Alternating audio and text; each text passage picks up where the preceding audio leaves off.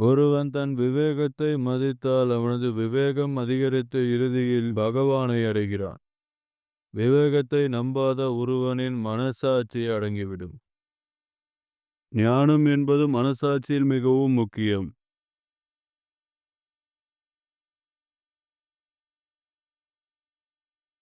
சத்சங்கம் இல்லாமல் அந்த தெய்வீக விவேகம் இல்லவே இல்லை. பொது அறிவு விலங்குகள், பறவைகள் மற்றும் உயிரினங்களுக்கும் உள்ளது, நிறையவே உள்ளது. வெள்ளம் இருப்பது பூச்சிக்கு தெரிந்தால் அதை பூச்சி தின்னும்.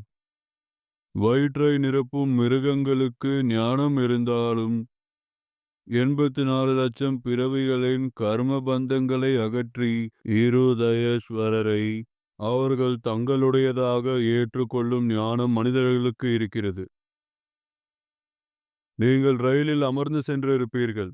ரயில் பெட்டியில் நாம் செல்லும்போது எனக்கு 9 மணி ரயில் உள்ளது, 8 மணி ட்ரெயின், 6 மணி ட்ரெயின். எங்கு செல்கிறீர்கள்? என் வண்டியில் செல்கிறேன். நான் உட்காரவில்லை என்றால் என் கார், இது என் இருக்கை என்போம். ஆனால் பயணம் முடிந்ததும் அந்த கார் எங்கே போனது? என்ன குழந்தாய், நீங்கள் பயணம் செய்தீர்களா என்ன? நீங்கள் என் காரில் மட்டுமே பயணம் செய்தீர்களா என்ன? எல்லாம் நினைவிருக்கிறதா உங்களுக்கு? பயணம் செய்யும்போது இது என் வண்டி, என் வண்டி, என் வண்டி, இப்படி அப்படி என பிளான் இப்படி அப்படி என்று நாம் சொல்வோம். இது எல்லாம் பயணம் செய்வதற்காக கிடைத்துள்ளது. அதை அப்படியே விட்டுவிட வேண்டும். அதே போல இந்த உடலின் வண்டியும் பயணத்திற்காக கிடைத்துள்ளது. லாலா லாலிகள். இந்த உடல் இறந்து போனாலும் இந்த 11ஆம் எண் வண்டி, இந்த பெட்டி கூட வரவே வராது. உடல் இங்கேயே கிடந்தால் அது உடல் சிந்தனையாளர்களிடையே இருக்கும். உலக சிந்தனையாளர்களில் பக்தி இல்லாத மக்களின் எண்ணங்கள் மற்றும் வேத சாஸ்திர படித்த பெரிய மகான்களின் எண்ணங்களில் பூமிக்கும் வானத்துக்கும் உள்ள வித்தியாசம். பக்தி இல்லாதவர்கள் எதை படித்தாலோ, எந்த விஞ்ஞான கண்டுபிடிப்புகள் உருவாக்குவார்களோ, உடல் வடிவில் உள்ள இந்த வாகனம் வசதி பெற வேண்டும் என்றும், முந்து பார்க்கும் பர்ஃப்யூம் ஆராய்வாளர்கள், சுவையான சாப்பாடு வகைகள் தேடுபவர்கள், சத்தம் போடும் ராக் மற்றும் பாப் இசையை பாடுபவர்கள், விதவிதமாக உருவாக்கப்படும் பகட்டான புதிய நாகரிகங்களையும் புதிய வழிகளையும் 5 விகாரத்தின் மகிழ்ச்சியில் மூழ்கி இறக்கும் தேடலுக்கு பெயர் உலக ஞானம். 5 விஷயங்களை நன்றாக பயன்படுத்தி சுய மகிழ்ச்சியில் விழித்தெழுவதற்கு பெயர் சத்சங்க ஞானம் மற்றும் விவேகம். எவ்வளவு பெரிய வித்தியாசம்! கண்டுபிடிப்புகள் மற்றும் முன்னேற்றம் பற்றி எந்த விதிகள் மற்றும் கட்டுப்பாடுகள் மற்றும் பேச்சுகள் கொடுக்கப்பட்டாலும் அவைகளால் மூக்கு இன்பம் பெற வேண்டும், நாக்கு இன்பம் பெற வேண்டும், காது இன்பம் பெற வேண்டும், சிற்றின்பத்தை அனுபவிக்கவும். அதுவரைக்கும் தான் ஓட்டம். இது மிகவும் இலகுவான ஓட்டம். இது மிகவும் இலகுவான அணுகுமுறை.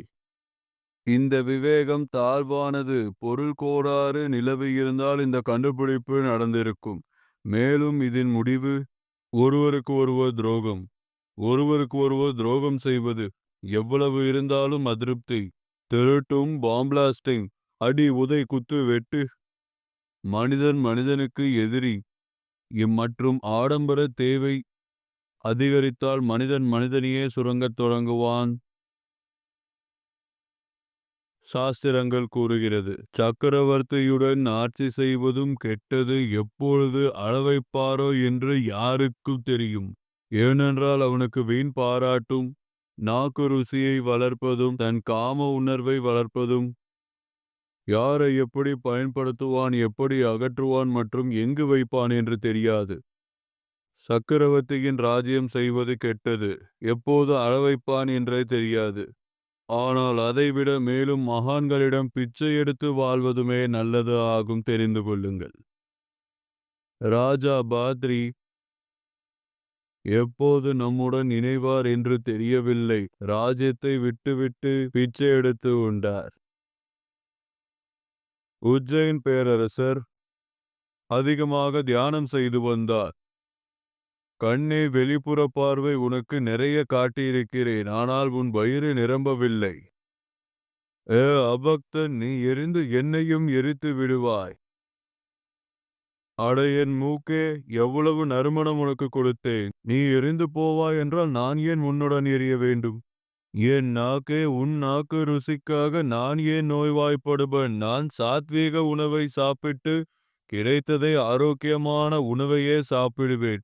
இவ்வாறே இந்த கோளாறுகளை தூண்டும் மற்றும் ராஜபாட்டை துறந்து மன்னன் பரத்ரி கோரக்நாத்தின் காலடியில் மிகுந்த விவேகமும் ஆன்மா பரமாத்மாவின் மகிழ்ச்சியான ஆத்மாவாக மாறி கடவுளை உணர்ந்தார். மேலும் அதே பெரியவர் ராஜாவாகவில்லை, இப்போது மகாபுருஷராகிவிட்டார். அந்த ராஜா பெரிய மகாபுருஷராக மாறிவிட்டார். புத்தகம் எழுதினார் வைராக்கி சதக் என்று. இந்தி மொழிபெயர்ப்பு இது. அந்த ராஜா எழுதியிருந்தார், சுத்தமான சத்சங்கம்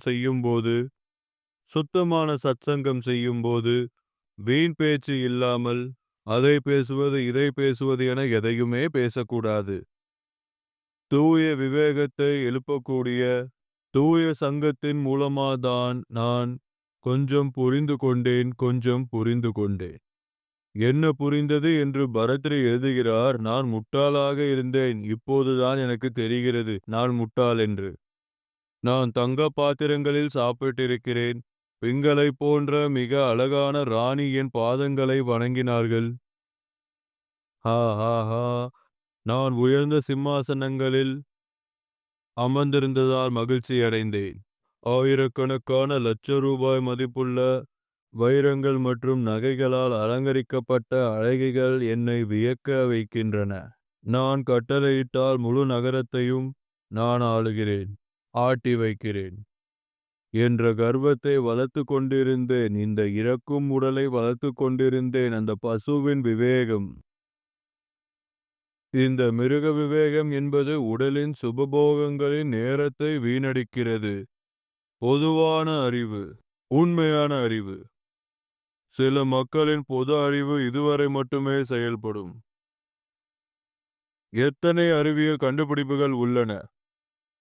எல்லா கண்டுபிடிப்புகளுக்கும் இந்த உலகத்தில் எப்பொழுதுமே மகிழ்விக்க உருவாக்கப்பட்டவை. மகிழ்ச்சியின் சுவை கொஞ்சம் இருக்கும், சோகம் அதிகம். மொபைல் போனில் கொஞ்சம் வசதி கிடைத்தாலும் குழந்தைகளின் மூளை கெட்டு போகிறது.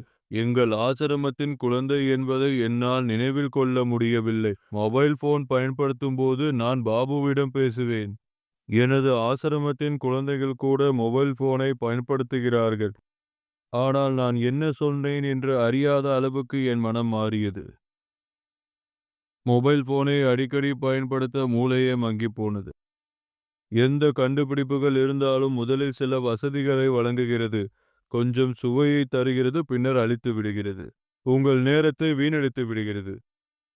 ஒரு காதலனாகவோ அல்லது நட்பாகவோ கருதுங்கள். சில தலைகீழ் பெண்ணுடன் உறவு இருந்தால் ஜாலியாக இருந்து சாப்பிட்டு குடித்து அவன் வாழ்க்கையை பாழாக்கிவிடும்.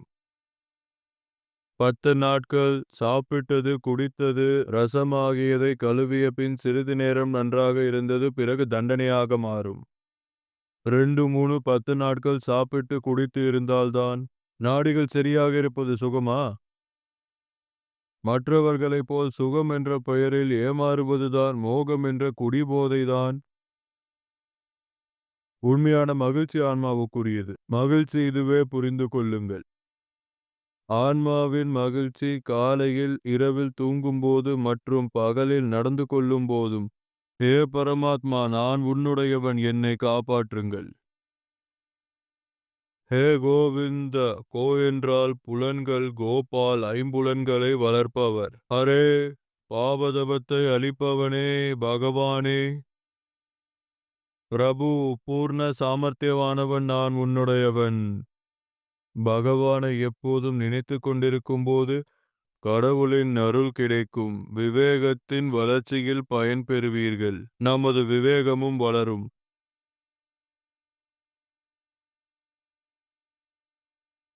எப்போதாவது உள்ள கடவுளுக்கு பிடித்த சில அருட்செயல்களை உங்களால் செய்யப்பட்டுள்ளன. அதனால்தான் சத்சங்கம் கிடைத்தது. அவனின் விவேகமும் வளர்ந்தது.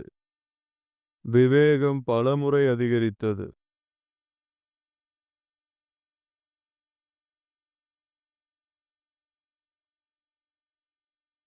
ராமாயணத்தில் வருகிறது. சத்சங்கம் இல்லாமல் விவேகம் வலுவாகாது. இறைவனின் அருள் இல்லாமல் சத்சங்கம் சாத்தியமில்லை. சத்தியமாக சாத்தியமில்லை.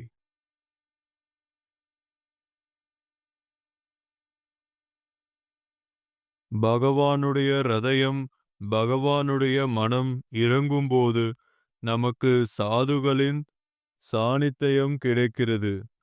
பாவங்கள் வலுவடையும் போது நாம் லோஃபர்களின் சகவாசம், சிற்றின்ப இன்பங்கள் மற்றும் தீமைகளின் கூட்டத்தை விரும்புகிறோம். தன்னிச்சையாக நடந்து கொள்வது மிகவும் வாழ்க்கைக்கு நல்லது. புண்ணிய நிலை பெறும்போது ஒழுக்கம் மற்றும் ஒழுக்கத்தின்படி நடந்து கொள்வது நல்லது.